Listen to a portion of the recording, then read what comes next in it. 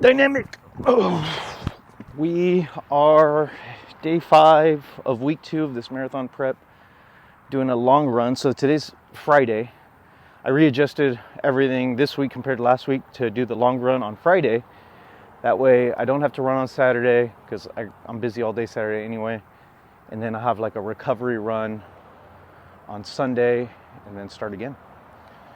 Fatigue's a lot lower, so that feels good. The only thing that's wild is my right hamstring is really tight, really sore, probably from the single leg RDLs yesterday, which I'm glad I only did 1 set of 8 with 95 and 1 set of 8 with 135, because I just exercise history. I already know that single leg RDLs always blast my hamstrings.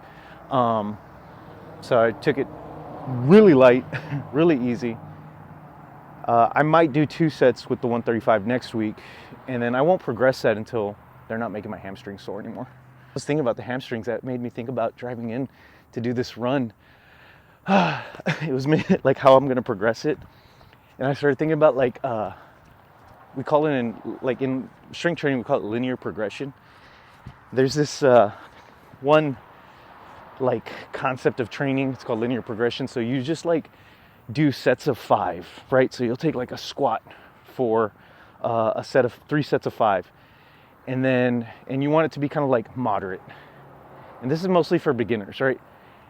And then you wait 24, 48 hours and you go back and you do the 3 sets of 5 again, but this time you add 5 pounds. And 24, 48 hours later and you add 5 pounds and you add 5 pounds. You're not going to get stronger unless you add weight. So you got to keep adding 5 pounds.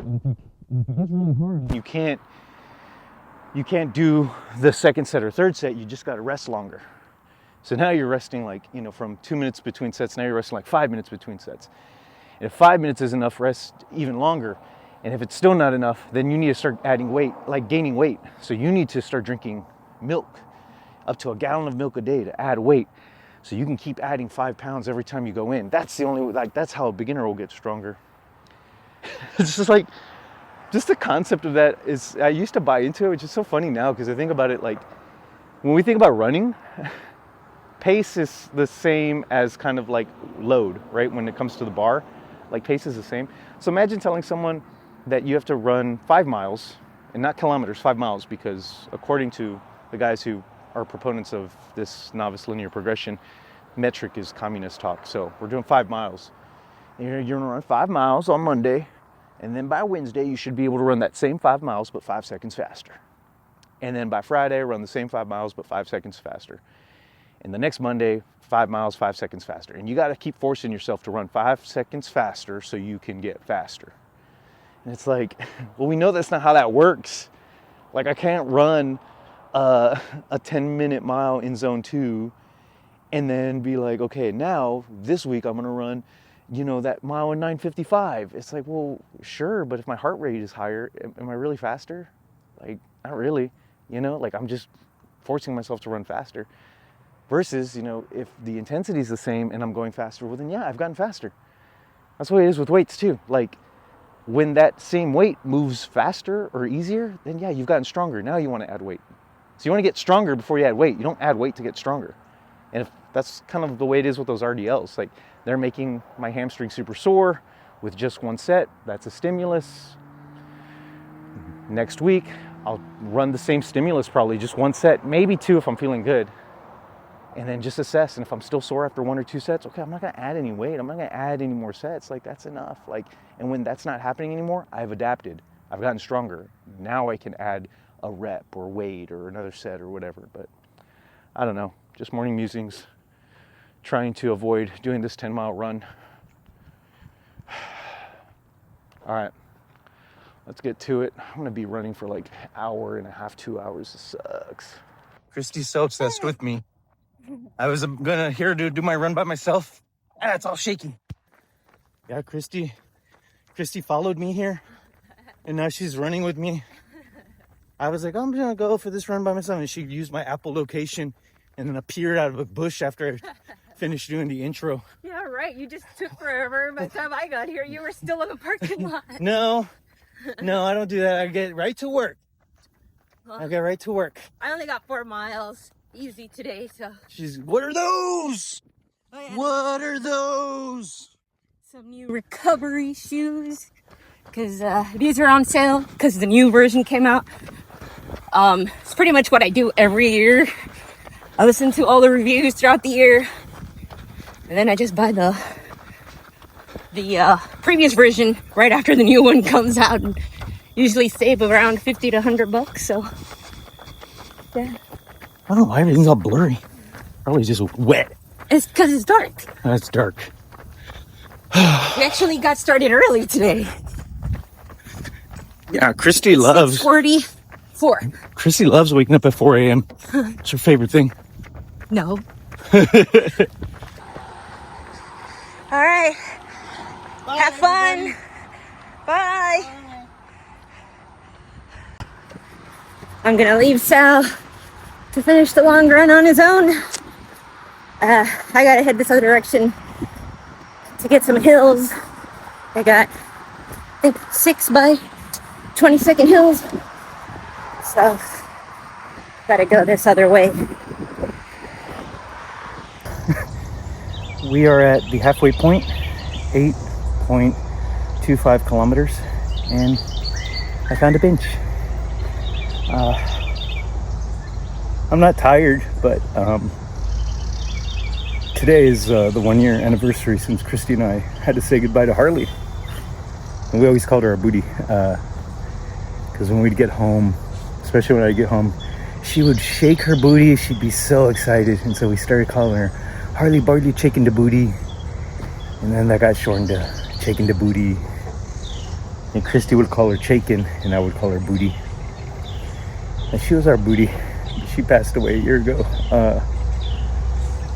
She got really sick, and the doctor said she had metastatic cancer, so it spread throughout her body. We don't know the point of origin, but it was very sad. And we got it was like 2 days, 3 days after the diagnosis that we got to spend with her before we had to say goodbye. And so that was very hard. That was 1 year ago today. But she loved benches. Anytime she saw a bench, when we were on walks, she'd want to get on the bench. She loved to test out different benches. It was just the weirdest little quirk that she had. She had a lot of little quirks. She loved benches. She loved cuddling with me. If I was laying on the couch, she would lay with me. We would just both be on our backs just watching TV together. She was so sweet. She taught also everything he knows. She taught him how to use doggy doors. She taught him how to play. She potty trained him for us. Yeah, I miss her a lot. So yeah, 1 year anniversary. So we call this Booty Day. And Josie has her own day, July 12th. That's Josie Day. But yeah, those girls really helped us appreciate living in the moment. Helped us understand that, life, it has an expiration date. So, we just try to appreciate the time that we have. We try to do a lot for Oso now because we never know. We thought we were going to have another 5 years with Harley, and 5 years turned into 3 days. Just with one phone call, and it was tough. But every time I see a bench, I think of my booty. So I'm glad that this was at the halfway point. Let's finish this run.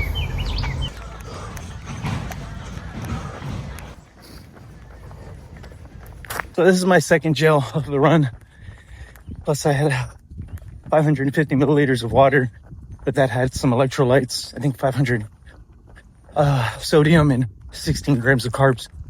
So taking 46 grams of carbs so far. This is another 30 grams. Christy gets on me about not taking all the gels and carbs and stuff during the runs. It's just, I hate it. I hate the idea of taking in all those calories.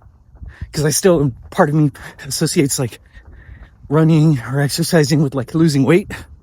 And so then the idea of taking in 500-600 calories while you're running is just off-putting to me. But I know that we're looking at performance. So yeah, I need to take in those carbs and those calories to maintain the effort. And then it's net zero at the end of the day. If I keep my calories In like, if I don't count any of this, but I stay in my calories like perfectly of what I would normally have budgeted, it ends up being 0, right? Like I don't go over at all. But I love eating snacks at night. I always go over. So that means I can't do my snacks at night. And I hate it. And I still do my snacks. And then I get fat. Okay, let's eat this thing.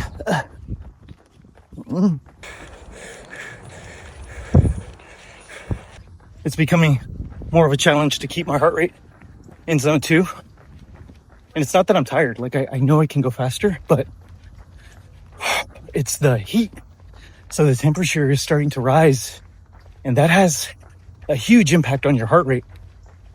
And the physiological explanation as to like why is essentially your body cools itself by like bringing blood closer to the surface of your skin.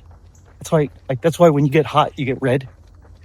So your body's trying to bring blood to the surface of the skin so that way it can cool.